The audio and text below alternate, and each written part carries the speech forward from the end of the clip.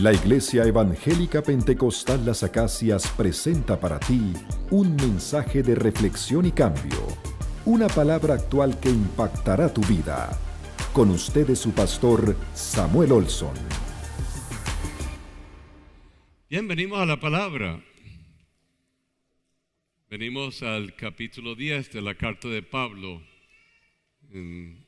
a los romanos. Queremos instalarnos donde estuvimos el domingo pasado y dejar que la palabra nos pueda hablar a cada uno de nosotros. Pablo le está hablando a la gente judía quien no entendían cómo Pablo podría haber creído y confiado en Cristo. Y le hacían la guerra. Y él a lo largo se defendía. En algunos momentos podría haber perdido la vida si no hubiese sido por distintos momentos y eventos que ocurrieron que le salvaron. Aún lo dejaron de muerto apedreado.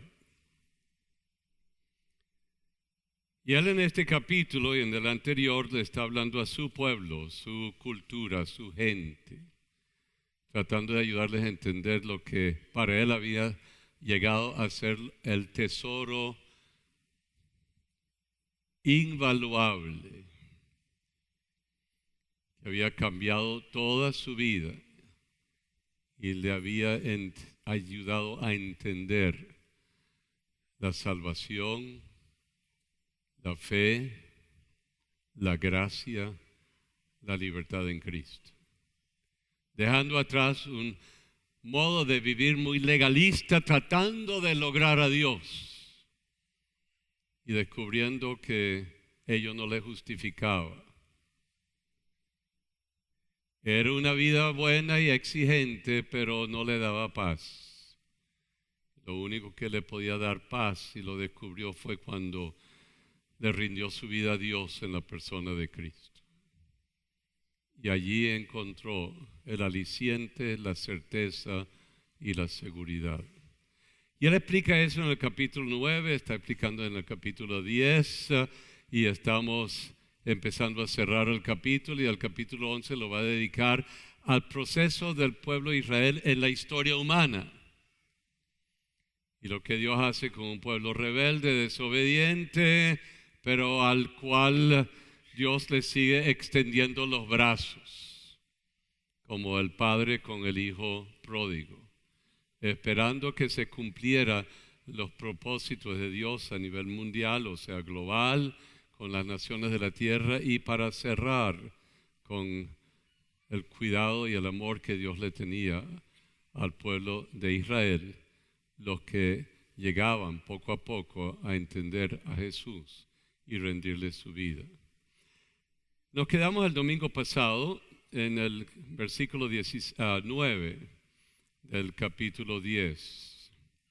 Y esto lo repasamos simplemente para meternos otra vez en el pensamiento de Pablo y lo que él dijo de una forma muy sencilla. Y aquí él dice que es la palabra de fe. Porque uno oye el Evangelio, uno puede llegar a creer en el Evangelio, pero ¿qué hago?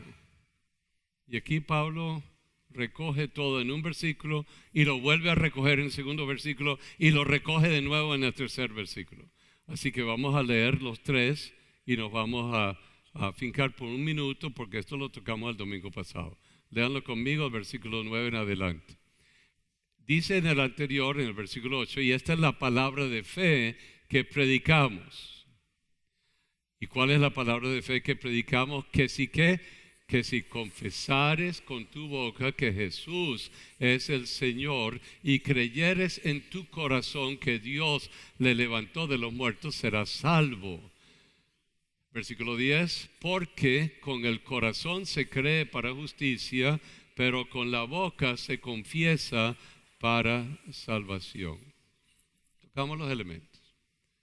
La boca, el corazón. Lo que se confiesa con la boca es lo que uno cree con el corazón. Se confiesa para salvación y se cree en el corazón para justicia, porque uno llega a creer de verdad que el Señor tomó nuestro lugar en la cruz y en Él encontramos nuestra justicia y ya no dependemos de nuestra justicia, sino la justicia de Dios, y a Él nos rendimos y le reconocemos como el Señor de nuestra vida. Así que llegamos a confesar, a creer, y empieza esa nueva vida en Cristo. ¿Y serás qué? Salvo. ¿Qué significa? Voy a decir cosas rápidamente. Serás salvo de la muerte, porque ahora tienes vida eterna. Serás salvo de una separación eterna de Dios, porque ahora estarás con Dios. Serás salvo de una vida inocua, sin esperanza, sin propósito, sin dirección. Eres salvo ahora en tu presente y tu pasado, porque has sido perdonado de un pasado.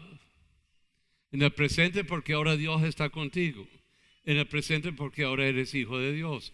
En el presente porque te acompaña el Espíritu Santo. En el presente porque ahora tienes dirección hacia un futuro. En el presente porque vas encaminado sabiendo que como hijo de Dios eres parte del cuerpo de Cristo, del cuerpo de Él, y que en el futuro reinarás con Él para siempre. Salvo para el futuro, porque puedes esperar y saber con certeza de que tienes vida eterna, eres salvo eternamente y estarás con el Señor para siempre. Salvación. Podríamos hablar de muchas otras cosas que son parte o realidades que son parte de nuestra vida, pero lo recojo en pocas palabras. Si confesares con tu boca que Cristo es el Señor y creyeres en tu corazón que Dios le levantó de Él entre los muertos, serás salvo. Pasamos entonces al versículo 11. Versículo 11. Pues la Escritura dice, todo aquel que en Él creyere no será salvo. Eso está en Isaías 52, creo que es. Y otro versículo que va a decir casi lo mismo que el versículo, y este es el profeta Isaías que lo dice 600 años antes de Cristo, porque está pregonando en su visión profética la salvación que hay en Cristo.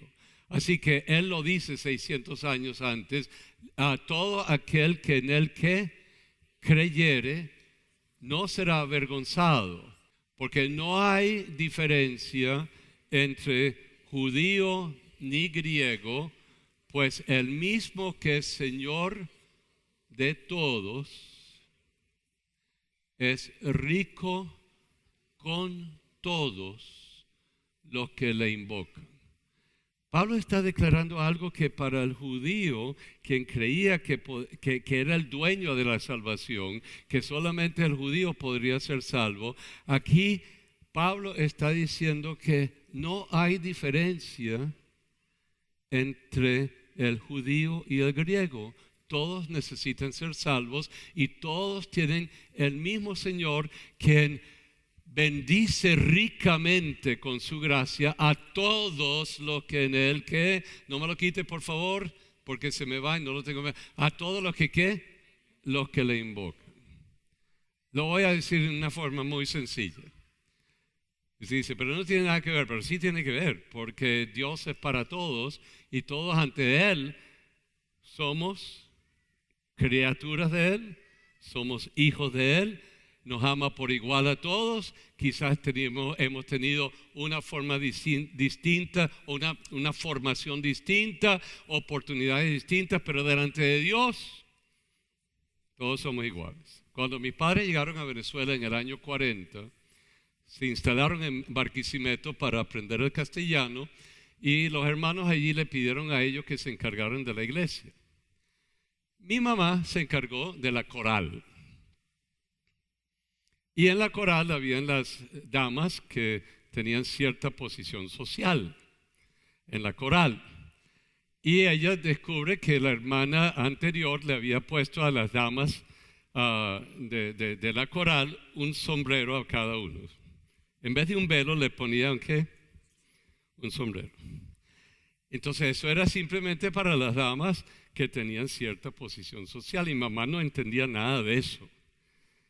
Y mamá dice, ¿qué pasa? Porque ustedes las domésticas, por decirlo así, las que sirven en la casa, no están en la coral. Porque no tenemos un sombrero. Como mamá era muy gringa, había traído un baúl de sombreros. Porque eso era la forma de vestirse todas las damas de los Estados Unidos, siempre se ponía un sombrero. Así que ella saca un sombrero y le pone un sombrero a cada una de las domésticas, de la gente sencilla, de las damas, y ya estas son parte de ¿qué? De la coral.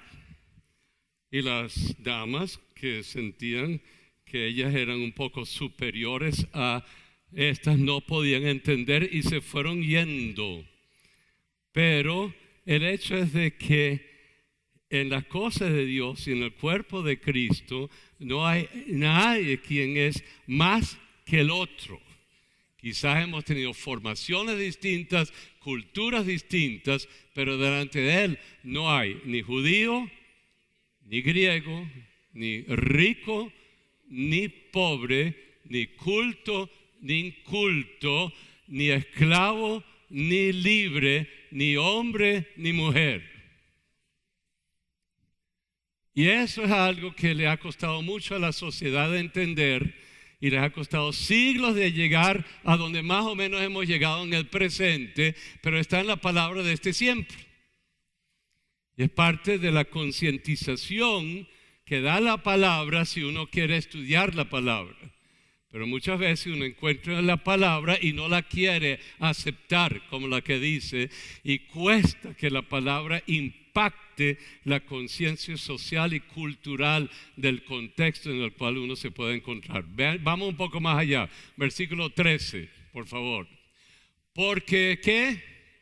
Todo aquel que invocare el nombre del Señor será salvo. Dígalo conmigo una vez más. ¿Porque qué?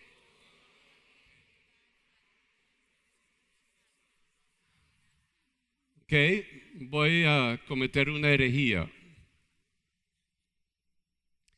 Usted está en alguna parte donde nunca ha sabido nada del Dios cristiano, ni ha tenido roce con gente cristiana, y ha estado solo, pero tiene una idea de que hay algo más allá de uno.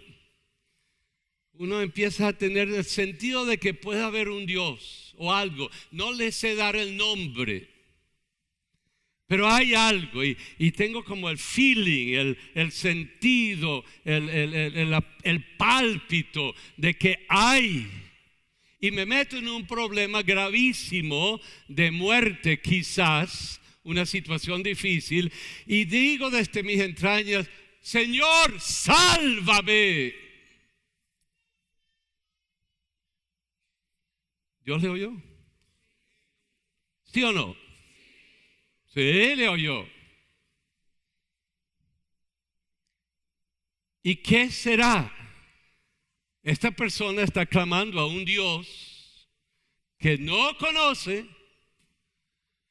pero que palpa que está allí.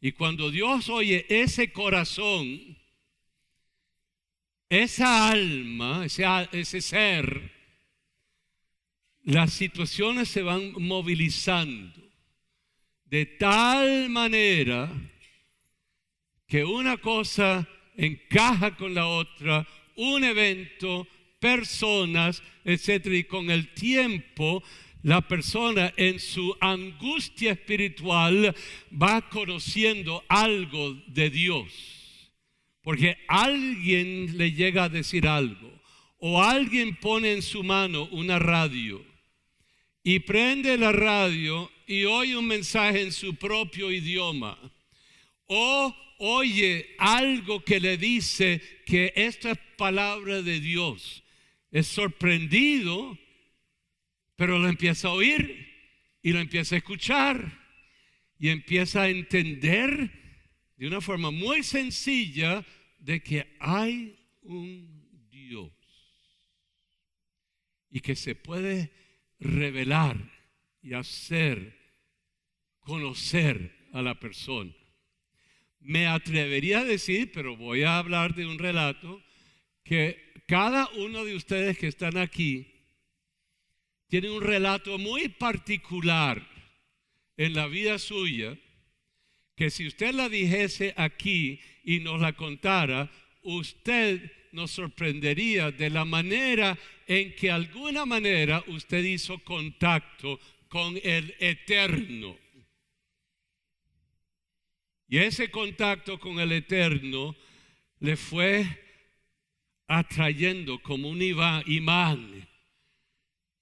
Y como lo han dicho muchas personas que luego confiesan a Cristo aquí, anduve buscando por aquí, busqué por allá, nunca encontraba lo que yo estaba buscando de verdad, pero buscaba y buscaba y buscaba hasta que me encontré con, no la iglesia, sino con alguien que me dio una palabra.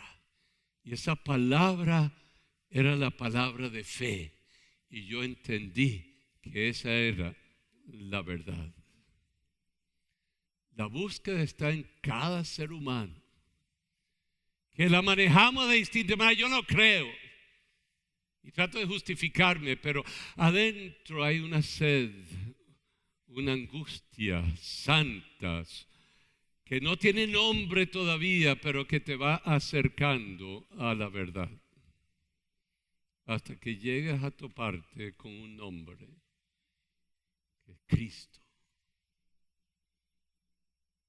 Hace muchos años en un grupo de oración en los Estados Unidos, en el tiempo de mis padres, uso estos ejemplos de antaño, porque algunas veces son importantes y nos despega del presente, pero nos lleva a realidades. Un caballero en ese grupo estaba orando. Estoy hablando de hace 100 años, ¿ok? Remóntense si pueden. Y en la oración y en su búsqueda y la presencia de Dios, la voz le dijo, tienes que encontrar este pueblo que está al otro lado, en el Asia, porque allá hay un hombre sentado en la puerta de esa casa, de ese pueblo, y está esperando que alguien le hable acerca de Dios. Él no sabe nada de Dios, pero está pidiendo que alguien le hable de Dios. Él entendió que era Dios que le estaba hablando. Hizo todos los arreglos necesarios. Estamos hablando del comienzo del siglo XX. Y llegó a un pueblecito en lo que hoy día es Tailandia. En ese tiempo del reinado de la reina Siam, de los Thais. Y entró y encontró al pueblo, y en la puerta del pueblo estaba este hombre. Y le dijo, yo vengo porque Dios me envió. Y él dice, yo tengo aquí 25 años pidiéndole a Dios, al que no conocía, que de alguna forma me hablase a alguien acerca de Dios en su idioma. Dios mueve. Dios mueve. Dios se hace conocer. Dios se revela al que le invoca, al que le busca, al que quiere tener una relación con Él. Y esos son encuentros, eventos muy hondos en la vida, y no es algo meramente del intelecto humano, porque se convierte en una relación de fe y de experiencia personal. Porque ¿qué? Todo aquel que le invocare el nombre del Señor será salvo. Eso se encuentra en Joel, porque Pablo está usando el Antiguo Testamento para avalar todo lo que le está presentando acerca de Cristo como el cumplimiento de las profecías y de lo prometido por Dios. Así que lo usa. Y ahí está en Joel, el capítulo 2, creo que versículo 30 y tantos. Derramaré de mi espíritu sobre toda carne. Y por ahí se va. Y todo aquel que invocare el nombre del Señor será salvo. ¿Cree usted en el poder de la oración? ¿Tiene usted conocidos que están pasando por algo y necesitan conocer a Dios? Puedes invocar a Dios por él para que Dios mueva la vida de esa persona para que encuentren respuesta a su necesidad personal, o que Dios les envíe a alguien para que les hable acerca de un Dios vivo y maravilloso que quiere darnos a todos la salvación. Bien, voy a saltar ahora al versículo 16. Recuerden que Pablo es un abogado, una persona que plantea y hace preguntas,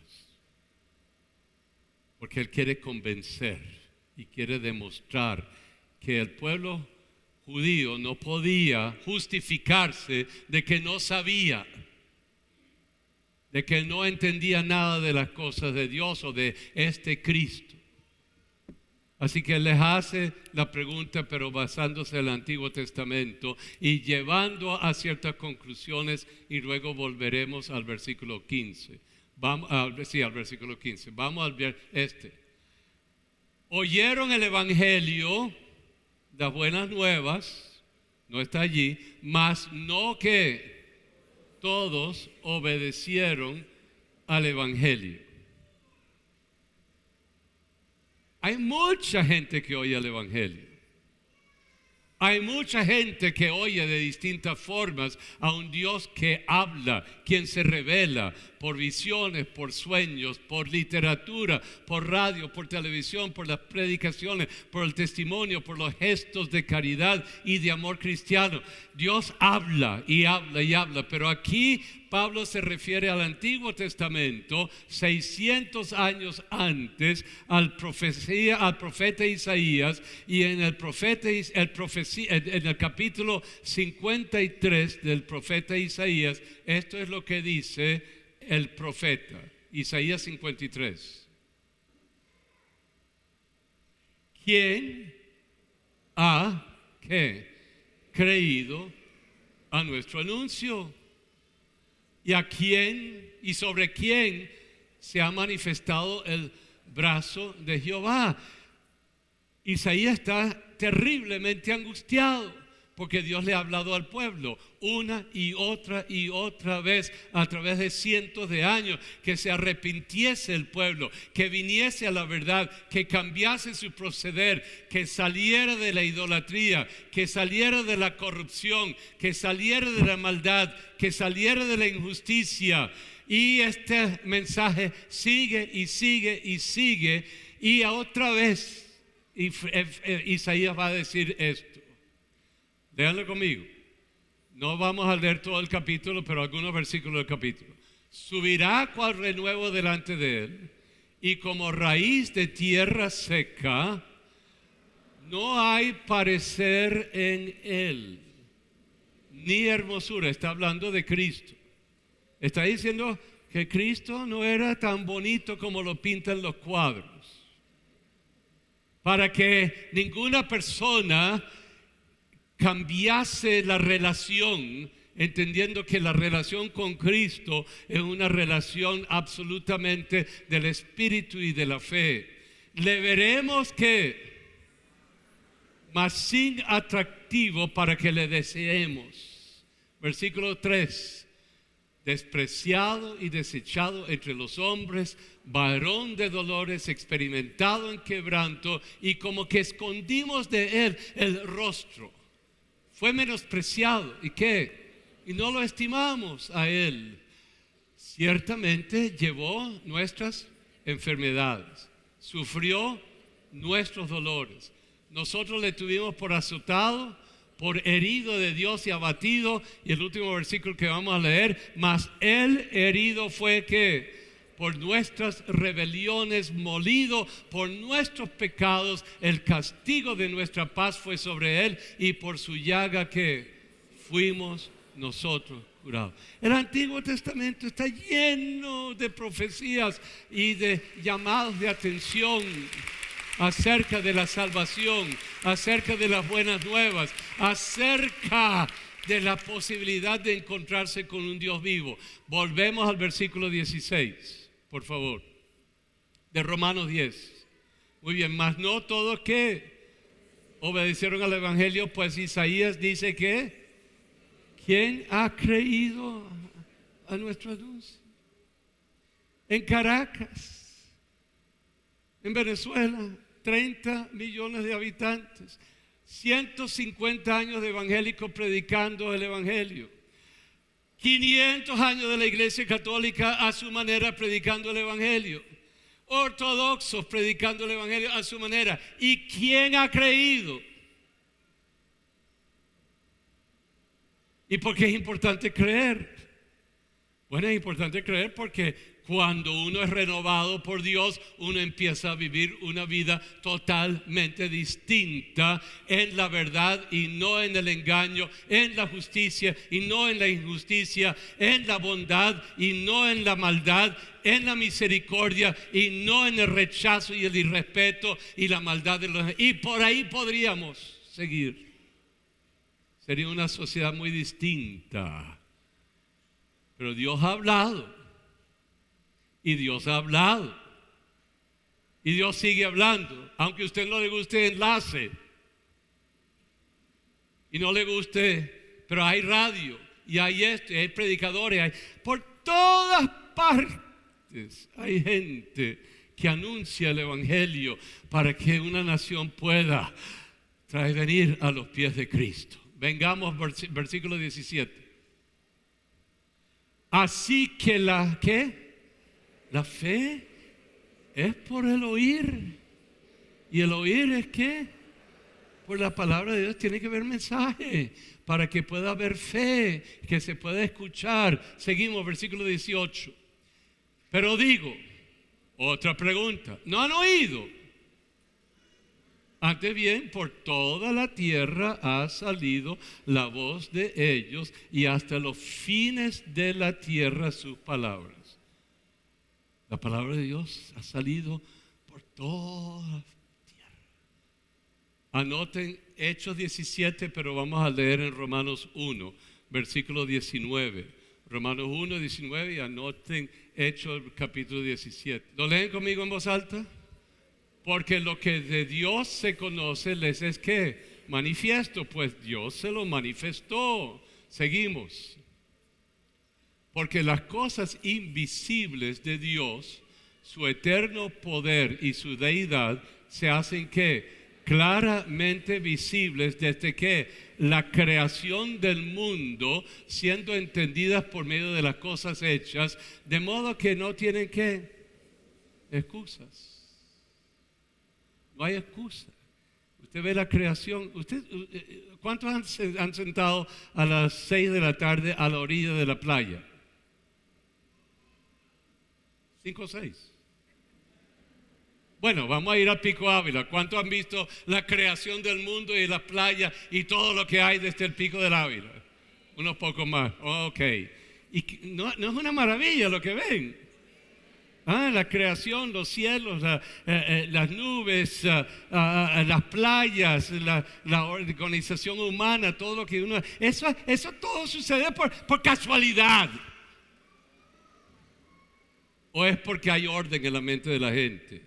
Y hay orden en la mente de Dios. Y Él ha creado todas las cosas. Si usted ve un bebecito que le nace del vientre de su esposa o de su hermana, y usted saca ese bebecito de 2,5 kilos, 3,5 kilos, y usted dice, pedazo de basura. ¿Ah? ¿Es lo que usted dice? No. Usted dice, ¿qué es esto? ¿Qué? Y a nosotros los varones nos asustamos con sostenerlo, porque creemos que se nos va a caer. Y se lo damos rápidamente a la mamá. Encárgate de tú, sosténlo tú. ¿Por qué? Porque es algo tan ¿qué? Increíble lo que hay en los brazos y en la mano de uno, es tan bello. Yo no sé cómo hiciste tú, Gabriela, y con José Luis, siempre pobrecito, siempre los 4 bebés a la vez. Uno ve en la creación que uno tiene en la mano de uno, uno ve dibujada el poder y la gracia, la bondad, la misericordia, la ciencia, el conocimiento de Dios en este bebecito. Y todos tenemos el mismo número de ¿qué? De cromosomas y de genes, etcétera, y millones y millones. Y todos tenemos un árbol genealógico y todos tenemos un parecer. Y ya los médicos nos dicen que todos aquí somos parecidos. Pero tenemos cosas iguales. Pero todos son tan distintos. Y ni uno de nosotros es igual al otro. Increíble. Pero volvamos al versículo, se me fue la cosa. Ok. Ajá.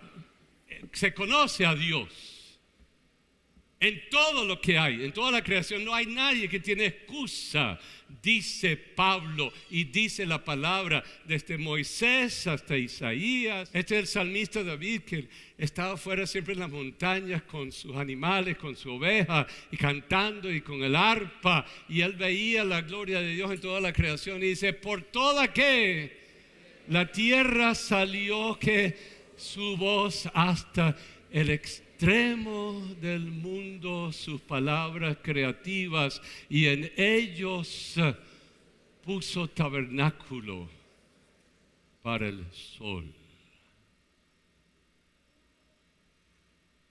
La palabra de Dios es una palabra de vida, de orden, de creatividad, una palabra que ordena todas las cosas.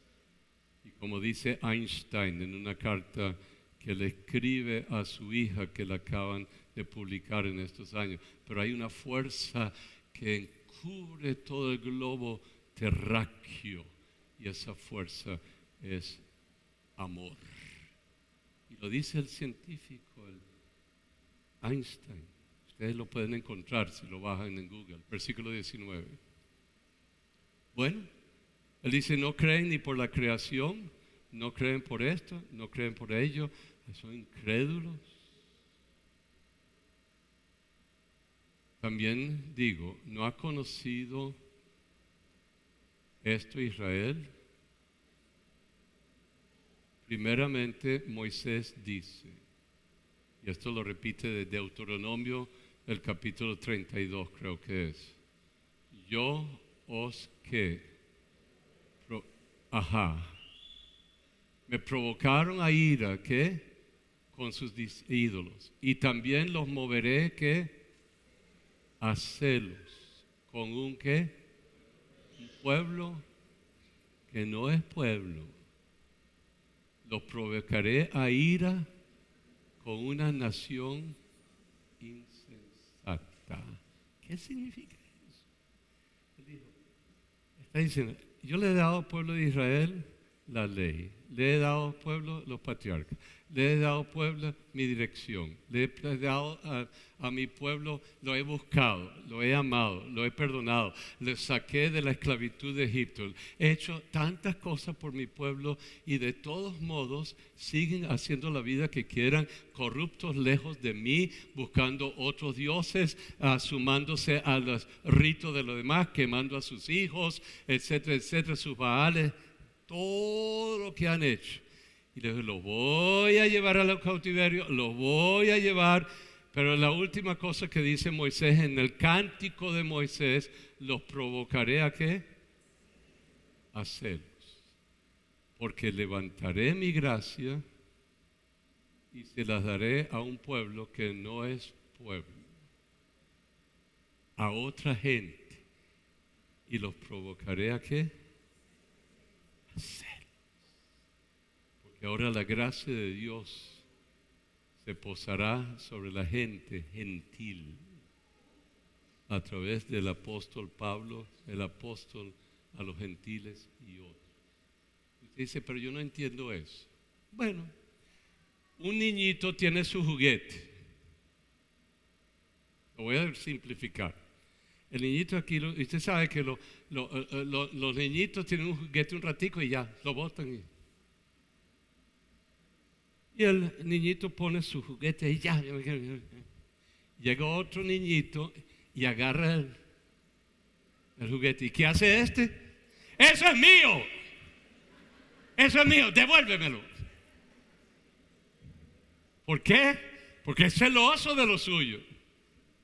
Y cuida lo suyo, quiere lo suyo. Después lo bota otra vez y otra vez sucede. Pero es el ser humano que cuando vemos que otro disfruta de lo de uno y que uno está por perderlo, eso le provoca que... ¿Saben que estamos llegando al final de ese periodo en la historia humana? Porque hoy día miles del pueblo judío están encontrándose, se encuentran con Cristo. Miles. Y estamos llegando al cierre de la historia, pero no hemos llegado todavía. Por eso, una de las cosas mías, porque yo quiero que el judío conozca al Señor, yo hago todo lo que ha sido dentro de mis posibilidades de estar con pueblos que no son de nuestra cultura latina, judíos, musulmanes, etcétera, para que puedan tener la oportunidad de decir sí o no. Sigamos, versículo 19. Y después, casi. Hacerlo. Con pueblo insensato, ¿os qué? Provocaré, ¿qué?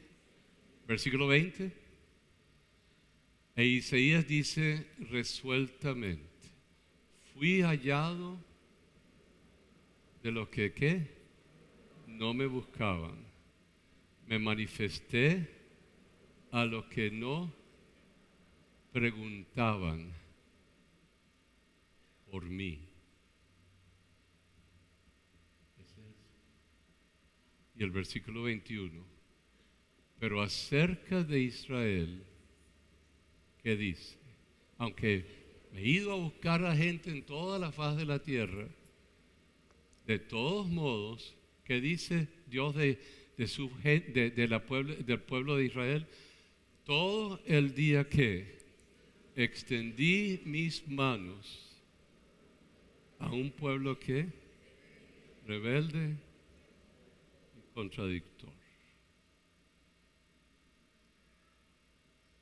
¿Pueden ver al hijo pródigo?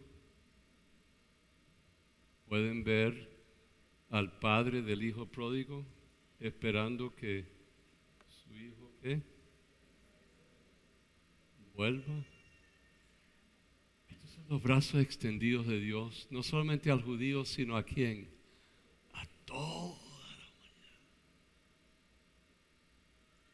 No rechazará a nadie, llegará hasta el momento en que se cierre el capítulo de historia y ya entraremos en el juicio final, pero en los brazos de Él están extendidos para que todos tengan la oportunidad de llegar al ¿qué? Arrepentimiento. Vean al Padre que extiende sus brazos hacia ustedes y hacia los suyos.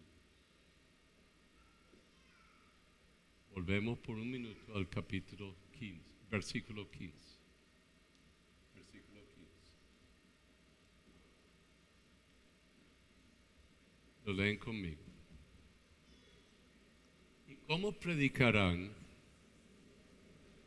si no fueren qué? Enviados. Perdón, el versículo 14, hijo. 14 y 15. ¿Cómo pues que invocarán a aquel en el cual no han creído. ¿Y cómo creerán en aquel de quien no han oído? ¿Y cómo oirán sin haber quien les predique? ¿Y cómo predicarán si no fueren enviados? Como está escrito, cuán hermosos son los pies de los que anuncian la paz, de los que anuncian buenas nuevas. ¿Qué dice qué dicen estos dos versículos? Tiene que haber gente que enviada con el evangelio. Y el versículo anterior, el enviado tiene un mensaje que predicar. Ese mensaje es oído. Y al ser oído, la persona tiene la oportunidad de ¿qué? De creer, para que puedan invocar al Señor para ser salvos. Lo repetimos. Se invoca porque se ha creído. Se ha creído porque alguien le ha dado el mensaje que él puede oír. Y el mensaje que puede oír es un mensaje que alguien predica. Y esa persona predica porque ha sido enviado. Elementos.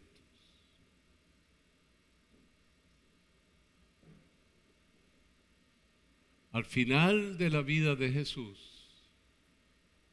Jesús le dijo a los discípulos que le rodeaban, y el mismo mandato se ha dado generación tras generación: id y predicad el evangelio a toda criatura, enseñándoles todo lo que les he enseñado a ustedes y bautizándoles en el nombre del Padre, del Hijo y del Espíritu Santo. ¿A quién se lo dijo? A los discípulos. ¿Y los discípulos a quién se lo han dicho? A sus discípulos. ¿Y los discípulos se lo han dicho? Y ahorita yo se lo estoy diciendo a ustedes en el nombre del Señor. Aleluya. ¿Y qué? Y predicar el evangelio, ¿qué? A toda criatura, bautizándoles, ¿qué? En el nombre del Padre, del Hijo y del Espíritu Santo. Y le pregunto si usted ha creído. Usted creyó porque usted oyó. Usted oyó porque alguien le dio un ¿qué? Un mensaje. Y esa persona que le dio el mensaje es el predicador que Dios le envió a usted. Y ese fue enviado por Dios. Y en el contexto de aquí, con la palabra en la mano, usted es un enviado de Dios.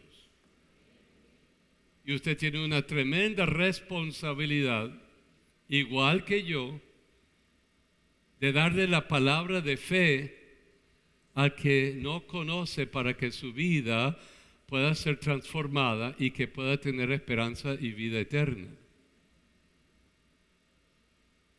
Y Dios nos coloca en todos los ámbitos de una sociedad.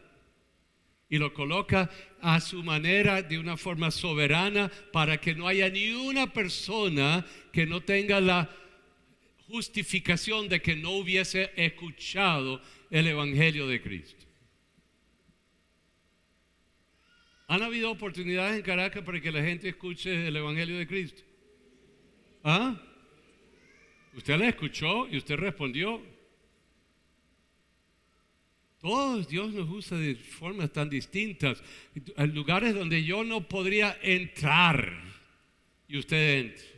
Donde uno no podría estar ni con quién comunicarse y usted sí. Por eso es que Dios es tan diverso en su manera de trabajar con nosotros, y tenemos estilos distintos de trabajar y presentar el evangelio. Le voy a contar dos estilos muy distintos. Y con eso cierro. Una hermana que siempre está aquí en mi cabeza, de la década del 40,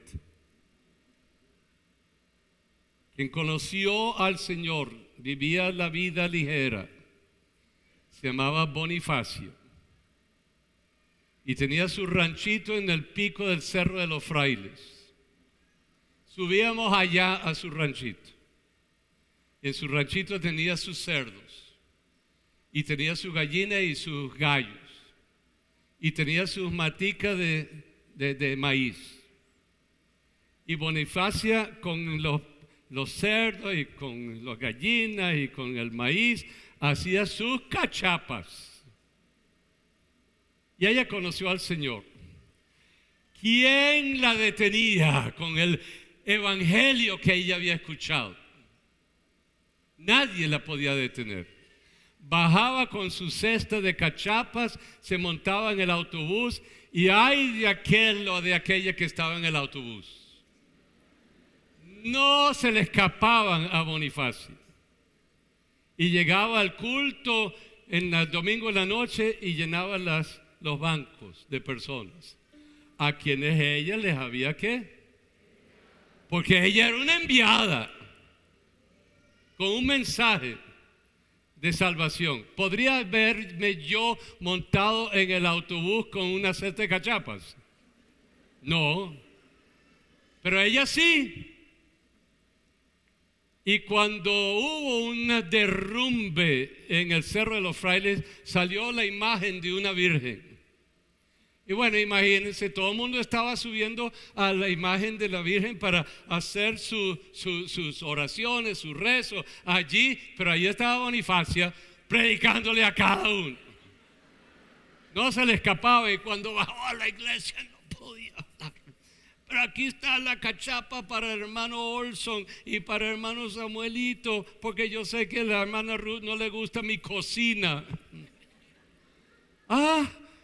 Pero ella ¿qué? ¿Ella qué? No se le escapaba a nadie a quien ella le hablaba de Dios. Pero voy al extremo en la ciudad de Washington. Ahora esto no es política. Estoy hablando de 1970 y tantos. Conocí una iglesia muy grande. Y los jóvenes profesionales de mi edad, de ese tiempo, buscaban la manera de presentarle el evangelio a la gente de su entorno, que era muy secular.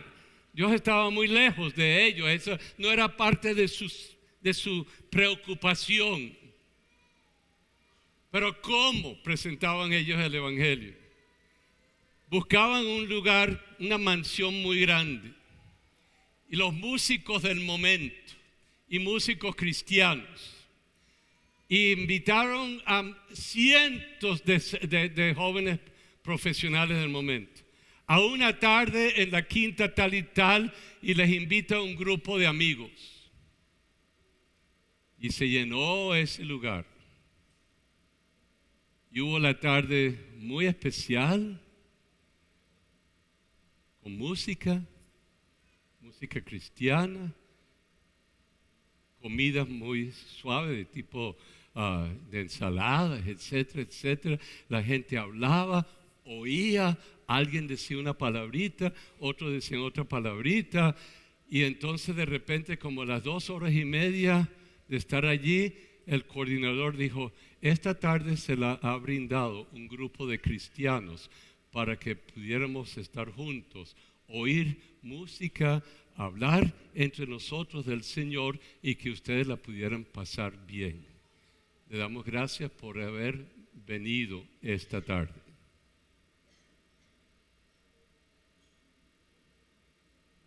¿Qué estaban haciendo?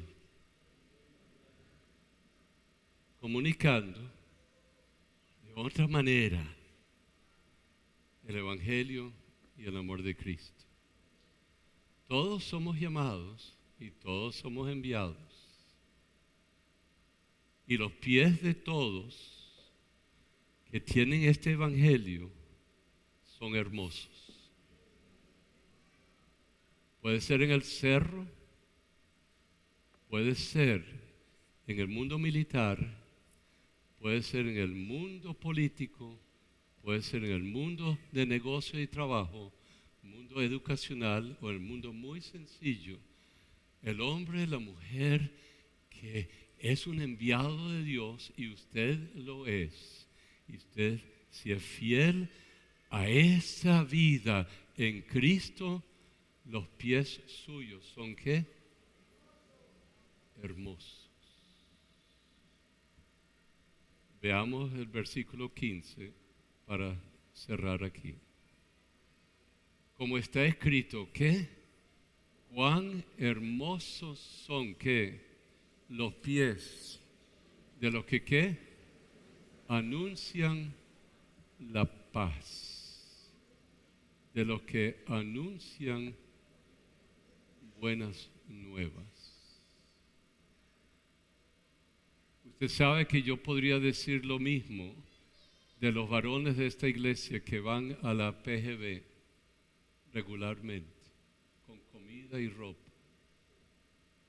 De los que pasan de esta iglesia horas y horas al lado de enfermos en los hospitales. De los que caminan por las calles y haciendo un bien en las noches, dando de comer a los que no lo tienen. Cuán hermosos son los pies de los que ¿qué? De los que anuncian la paz, de los que anuncian las buenas nuevas. Los pies suyos son hermosos. No el tamaño. No tiene nada que ver, porque los pies hermosos son los que se embarran y se llenan de polvo, se cansan, porque están dispuestos a dar la palabra que produce paz y le da las buenas nuevas a los que no la tienen. Fue el mensaje de la palabra de Dios expuesto por el pastor Samuel Olson de la Iglesia Evangélica Pentecostal Las Acacias.